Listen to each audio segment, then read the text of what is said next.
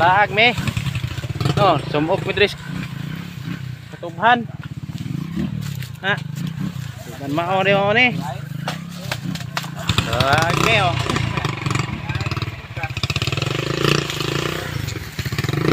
Ang kanimo. Yes, Lord, amo kang pagabayawon. Pagabayawon ka o akong Ginoo. Yupuan ka ug halaran.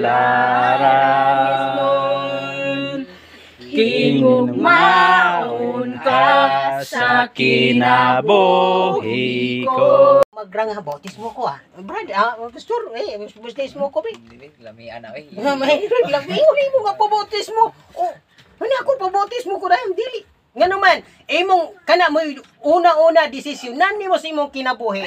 Nga gikinahanglan nga ang tanan gyud nga gidili sa Ginoo. Kinahanglan imong biyaan.